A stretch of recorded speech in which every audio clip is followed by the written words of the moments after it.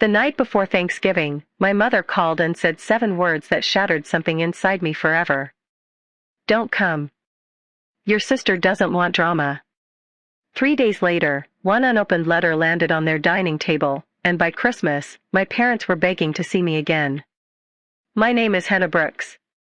I'm 36 years old, a pediatric physical therapist, and until that Thanksgiving, I kept believing my family would eventually choose fairness over comfort. I was wrong. My younger sister, Melissa, was 33. She had a talent for making herself the center of every family gathering. If someone disagreed with her, she cried. If someone received attention, she found a reason to be offended. And my parents always rushed to protect her. For years, I told myself it wasn't favoritism. It was. 2 years before that Thanksgiving, Melissa borrowed $15,000 from me.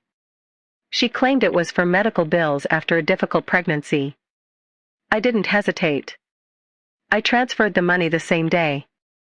6 months later, I accidentally discovered she'd used most of it as the down payment on a luxury SUV. When I quietly asked about it, she rolled her eyes.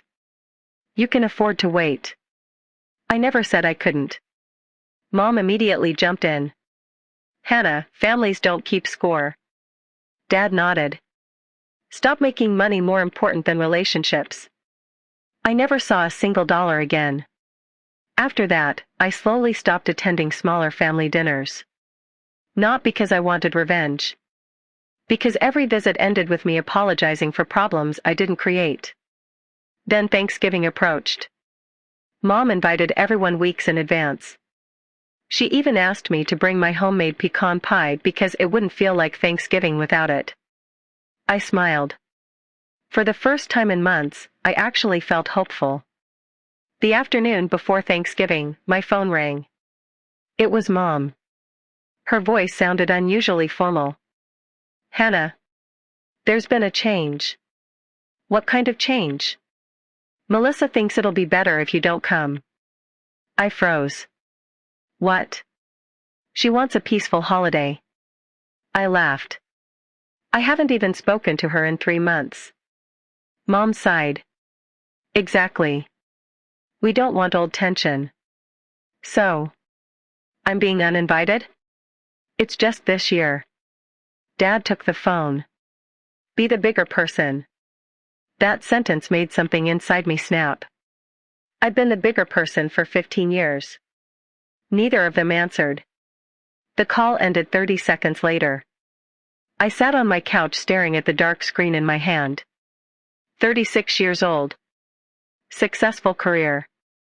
My own home. Friends who loved me. Yet somehow, one phone call still made me feel like I was 12.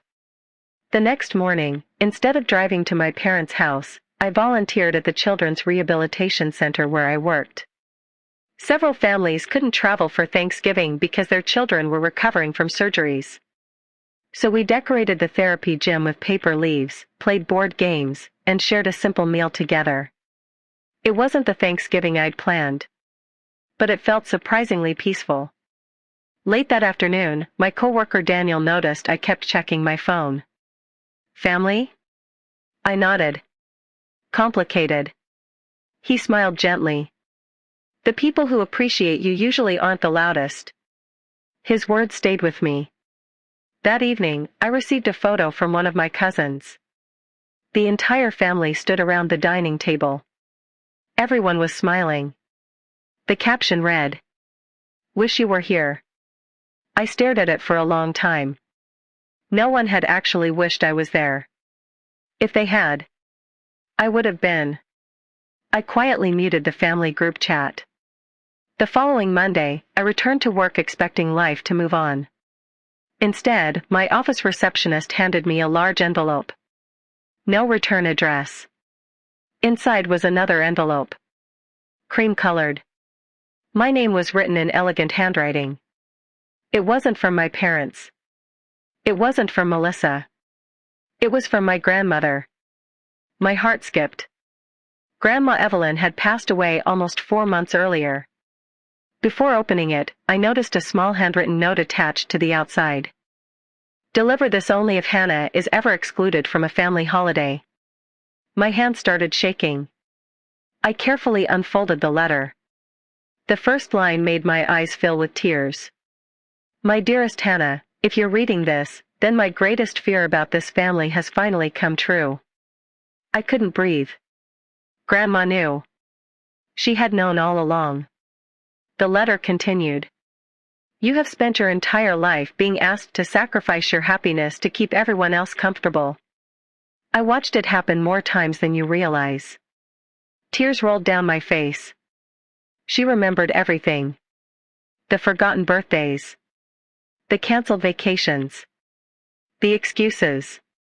The silence. Then I reached the final paragraph. My grandmother had written one final request. It wasn't addressed to me. It was addressed to my parents.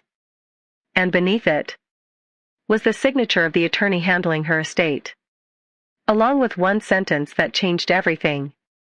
This letter must be read aloud before any remaining family inheritance can legally be distributed. I read that last sentence 3 times. It didn't promise me money. It didn't threaten anyone. It simply said my grandmother's final letter to my parents had to be read aloud before the remaining estate could be distributed. I immediately called the attorney whose name appeared at the bottom. His name was Mr. Lawson. He confirmed everything. Your grandmother left very specific instructions. She anticipated there might come a day when you would be excluded from a family gathering.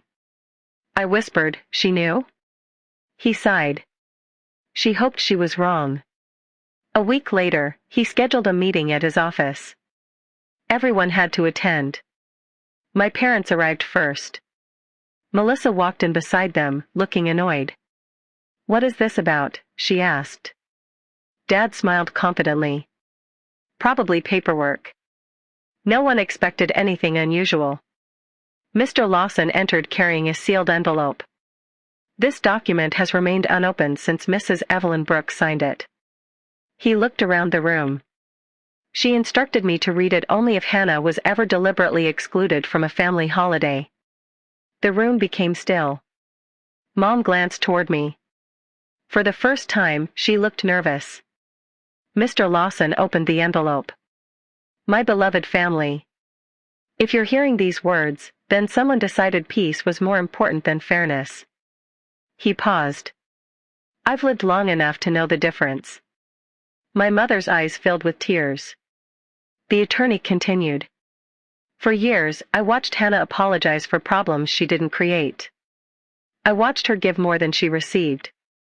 I watched everyone call her the strong one while quietly asking her to carry everyone else's burdens. No one spoke. Then came the sentence that hit hardest. Being the strongest child is not a reward. It is often the loneliest role in a family. I looked down. Grandma had understood me better than anyone. Mr. Lawson continued reading. To my daughter and son-in-law. If you ever choose one child's comfort over another child's dignity, then you have failed as parents. Mom covered her mouth. Dad stared at the floor. Then the attorney unfolded the final page. My final request is simple. I ask each of you to answer one question aloud. When was the last time you celebrated Hannah without asking her to sacrifice something first? Silence. 30 seconds passed. Then a full minute. Nobody answered. Because nobody could. Even Melissa looked uncomfortable. Finally, she whispered. I don't remember. The attorney slowly closed the letter. Mrs. Brooks included one final statement. He looked directly at my parents. She wrote, the greatest inheritance I can leave is not money. It is the truth. The meeting ended quietly. No dramatic shouting. No courtroom speeches. Just silence. As we walked into the parking lot, Mom called my name. Hannah. I turned. She was crying. I'm sorry. I looked at her carefully. For what? For Thanksgiving? For the money? For choosing Melissa? For every birthday? She couldn't answer. Because there wasn't just one apology to make. There were years of them. A few days later, Melissa surprised me by showing up at my house. She wasn't defensive. She wasn't angry. She looked exhausted. I read Grandma's letter again. I invited her inside. She sat at my kitchen table. I spent my whole life believing Mom and Dad were protecting me. She looked down at her hands. I never realized they were hurting you to do it. I nodded slowly. I should have paid you back. Yes. I should have told them to invite you. Yes. I should have been a better sister. For the first time in years. I believed her. She asked if she could repay the $15,000 in monthly installments. I accepted. Not because I needed the money anymore. Because taking responsibility mattered. Christmas came a month later. This time, my parents invited me first. Not last. Mom said quietly, "If you don't come, we'll understand." It was the first invitation I'd ever received without guilt attached to it. I decided to go. Dinner felt different. Nobody asked me to stay quiet. Nobody expected me to give something up. Halfway through the meal, Dad stood. He raised his glass. I spent years believing keeping the peace meant avoiding conflict. He looked at me. "I finally understand that real peace starts with treating your children equally." He sat down. It wasn't a perfect speech. But it was honest. After dinner, Mom handed me a small framed photograph. It was from my 8th birthday. Grandma stood beside me, both of us laughing as we decorated a cake. I'd never seen the picture before. Mom smiled sadly. "Your grandmother kept this on her nightstand." On the back, Grandma had written one sentence. "Never let the child who asks for the least receive the least." I cried harder than I had in years. Looking back, people sometimes ask if that letter changed my family. The truth is, the letter didn't change anyone.